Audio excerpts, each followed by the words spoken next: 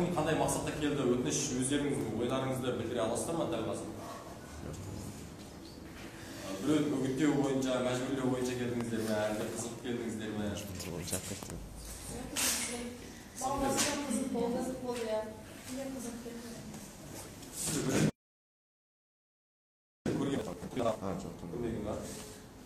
Жалпы бірден бастайық, дебаттың ережесін түсіндіргеннен бұрын дебат сіздерге қаншалықты пайдасын бере алады және де сіздердің қандай қабілеттеріңізге немесе болашақтарыңызға қаншалықты әсерін тигізе алатындығын бірінші бастайық сол нәрсемен. Өтініш мына жақта телефон шұқылап отқан қыздар, жігіттер жасасаңыздар, назар аударсаңыздар, дұрыс болады сіздерде.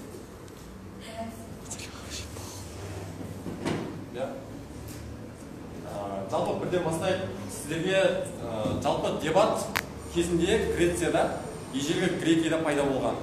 Бірақ ол ақш-та негізі қаланды. Нақты аяққа тұрып танымал бола бастады.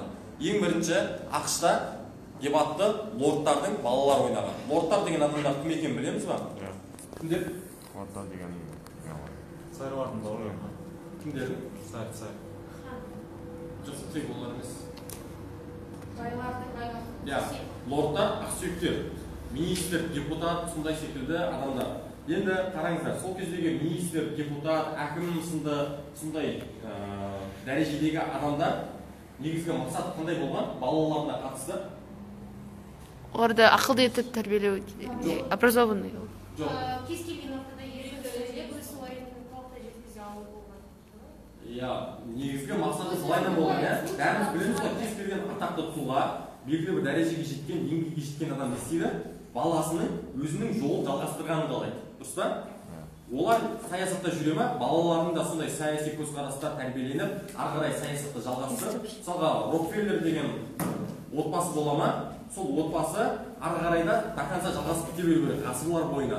Олар бір-бірінің балаларына бай болуды үйрете беру керек. Тура сол секілді бұл жерде өздерінің, яғни ұрпақтарын толықтай ақш-тың тарихындағы белгілі бір үлкен отбасы тарихта алтын әріппен жазылған тұлға ретінде қалу үшін осындай нәрселерге тәрбиелеген. Енді қараңыздар, достар, мынандай дебатты сол кезде лордтар өздерінің балаларын сол саяси көзқарастарға, яғни дамыту үшін, сол саясатқа апару үшін және де өздерінің тұлға ретінде қалыптастыру үшін сондай мектеп ретінде көрген. Яғни балаларын саяси көзқараста дамыта алатын керемет қылып, түрлі көзқараста мировой зрениесін дамытатын, ашатын, білімді, көзі ашық, сондай мектеп ретінде көрген, жай ғана дебатты. Және дебатты соның құралы ретінде қолданған кезінде. Түсінікті ғой, енді жалпы әлемнің тарихында, өтініш сөйлемей тұрсаңыздар, әлемнің тарихында өте көптеген адамдар бар, кезінде дебатер болған. Және де олар үлкен жетістікке жеткен. Біз Барак Обама деген адам танимыз ғой, кезінде дебатер болған адам. Және де Брэд Питт деген актер бар. Маргарет Тэтчер деген адам танимыз ба? Танымайсыздар ма? Маргарет Тэтчер. Темір әйел деген атаққа ие болған, Ұлыбританияның тарихындағы ең үлкен алтын әріппен жазылатын премьер-министр, әйел болғанда қарамастан Ұлыбританияның тарихында үлкен өзгерістер алып келген әйел. Сол кісі, өтініш тарихын ашып қарасаңыздар болады, өте әлем мойындайтындай, өте көптеген іс-әрекеттер, даму, бір революция алып келген әйел болып табылады. Енді жалпы қазіргі таңда дебаттың әлем тарихындағы, жоқ әлемнің жалпы қазіргі таңдағы статусында үлкен маңыздылық бар. Мысалға, жалпы әлемде кез келген мемлекеттердің ішінде немесе бірнеше ұлттардың мемлекеттердің арасында қақтығыстар, белгілі бір конфликттер болады. Енді қазіргі таңда жалпы сондай конфликттерді ұлтаралық болсын, мемлекет аралық болсын, қақтығыстар болсын, саяси мәселелер. Не үшін? Дебат ол сіздердің ойларыңызды негіздеп, фактпен дәлелдеп, толықтап жеткізіп, және өздеріңіздің позицияларыңызды қорғау. Тура сол секілді. Мысалға, Ресей мен Түркияның арасында белгілі бір конфликт қақтығыс болды ма, онда дебат болады. Дебатта не қорғалады? Түркия өзінің позициясын қорғайды. мысалға сендер біздің шекараға өтіп кеттіңдер және де бізге осындай зиянды келтірдіңдер, сәйкесінше сендер бізге осынша ақша төлеулерің қажет дейді. Ал Россия айтады, екінші тарапта біз төлемейміз, себебі біздің мынандай құқықтарымыз бар және де бізге де осындай шығындар келді, керісінше сендер төлеңдер деген секілді нәрсе. Тура осы нәрсе бойынша саяси мәселеде дебат жүреді. Яғни саяси мәселелерде белгілі бір орны бар екенін көре аламыз. Енді қазіргі таңда жалпы әлемде біз білеміз, Барак Обама, Дональд Трамп, Джо Байден деген адамдар әрбір президенттік сайлау алдында не болады? Дебат болады. Насихат болады. Бірақ одан кейін дебат болады арасында. Трамптың көрген жанымыз осылайдан тұрып алып, Джо Байденге қарама қарсы екі трибунада айқайлап сөйлеп жатқан, алдында Барактың тұрғанын, тура сол секілді. Америкада жалпы дамыған Европа мемлекеттерінде дебат ол мемлекеттік жалпы президенттік сайлауда, басқа сайлаулар қажет емес, бірден президенттік сайлауды қарай, президенттік сайлауда өте үлкен орын алады. Белгілі бір маңыздылығы бар. Ол дебатта адамдар қарайды. Мысалға, Қазақстанда сондай тура дебат өтіп жатса, сіздер қарамайсыздар. Қазақстанда қарамайды. Себебі ол маңызды деп есептелмейді. Бірақ Европа ақш мемлекеттерінде ол нәрсе маңызды. Себебі ол жерде сөйлеп жатқан президент халықты қаншалықты сендіре алады, қаншалықты дәлелді түрде өзінің сөзін жеткізе алады, және оның идеялары қандай. Мысалға, жай ғана мынандай параққа жазып, менің бағдарламам осындай дей салады. Ол оңай. Бірақ сол нәрселерді қорғап, неге алдыңда тұрған, яғни қарсылас оппозиционер кандидатқа қарағанда, сен неге президент болуға лайығырақсың? Неге сен болуың қажет? Осы сұрақтарды олар екеуі президенттік дебат арқылы шешеді. Және халық оны қарау арқылы белгілі бір көзқарастар, ойлар қалыптастырып, дауыс беретінін, кімге дауыс бермейтіндігін шешетіндігін. Түсінікті ғой? Яғни, жалпы әлемнің бет-бейнесінде, әлемнің статусында жалпы үлкен маңыздылық бар. Қазақстанда белгілі бір тарапта президенттік сайлауларда немесе тағы да басқа орындарда дебат үлкен орын ала алмайды қазіргі таңда. Бірақ алдағы уақытта жалпы президенттік сайлауда немесе тағы да басқа жерлерде 5-10 жыл көлемінде Европа ақш мемлекеттеріндегідей деңгейге жетеміз деген ойдамын. Себебі Қазақстан түсінікті шығар, Европа мен ақш не істесе, Қазақстан сол жолмен жүреді.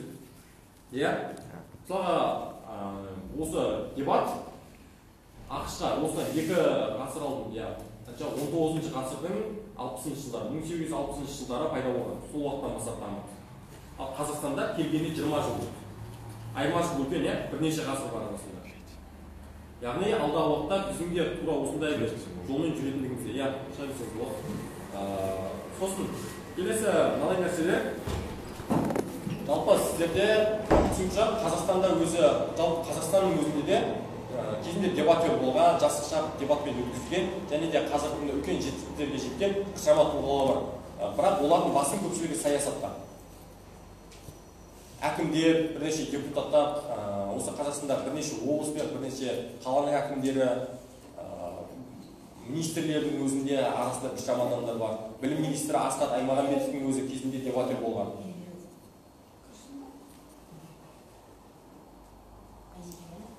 Ашып көріп жүресіз ба?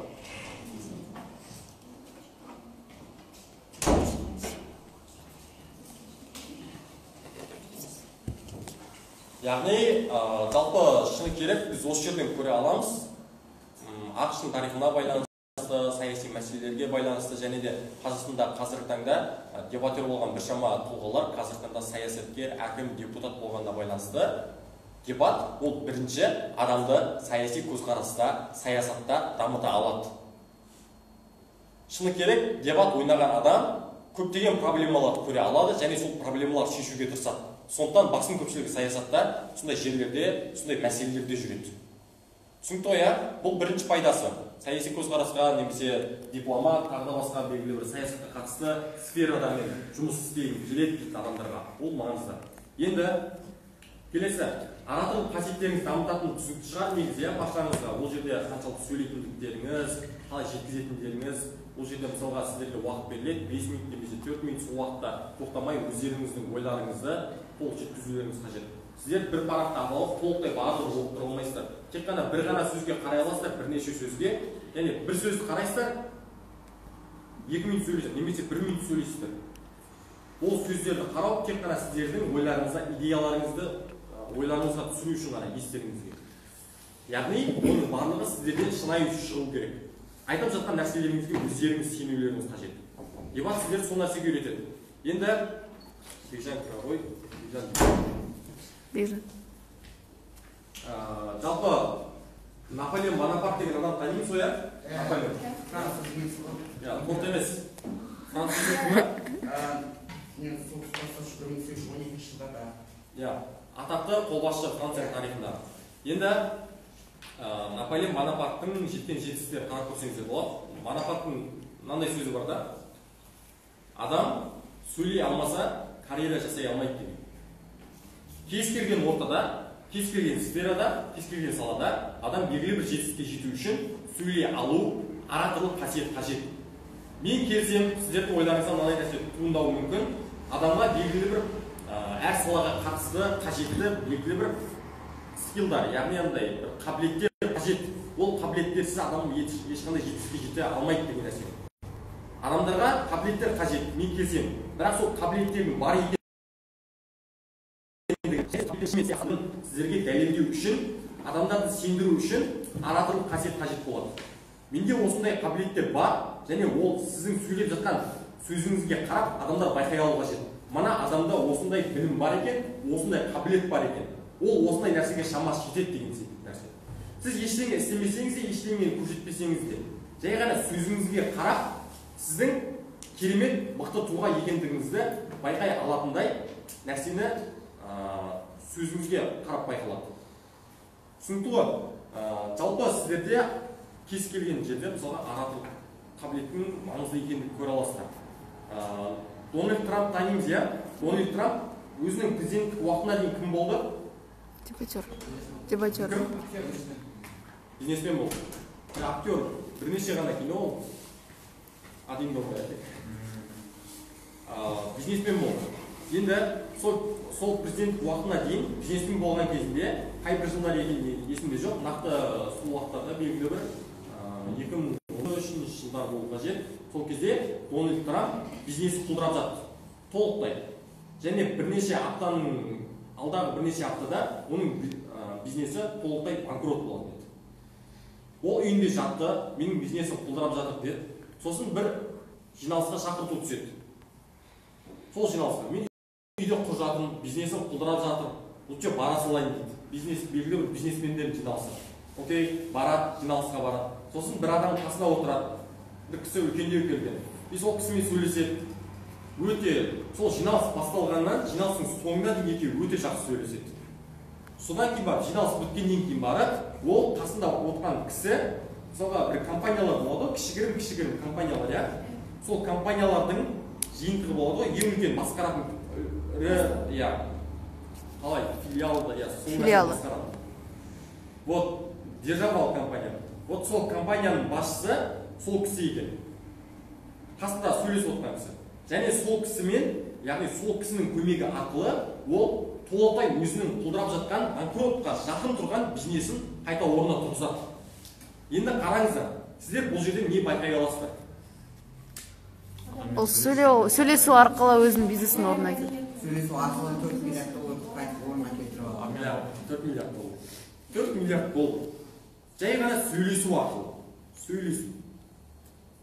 Просто тупо, мысалға мен қараңызшы, мына жақта бизнесі құлдырап жатқан адамда, мен ақшамды бизнесін өркендеп жатқан компанияға салатын болсам, инвестиция жасайтын болсам, ол түсінікті да. Себебі ол қазіргі потенциалы жоғары, жақсы, алдағы уақытта үлкен сенім бар да. Бірақ құлдырап жатқан компанияға салу не себепті? Қауіп, ол өте қауіпті.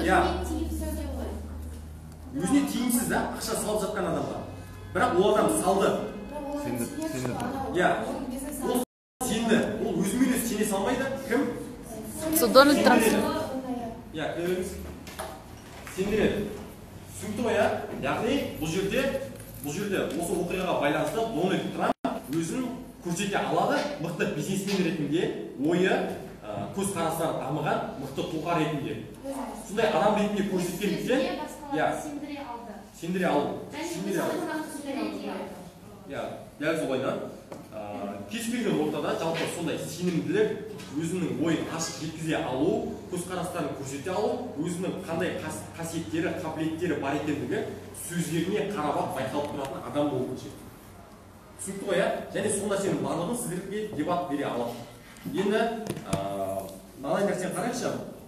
Мысалға, Гитлер деген адамды білеміз, білмейтіндеріңіз бар ма? Қайда? Білеміз, иә. Ол жерде сол Германия басқарған адам. Вообще, ба? Атын дес. Гитлер. Гитлер ма? 33-тен 45-ге шейін. Енді қараңыздар, Гитлердің идеясы, идеологиясы дұрыс па сіздердің ойларыңызша? Мемлекеттің өзінде де дұрыс пайда келді. Валькирия деген операция болған білесіздер ме?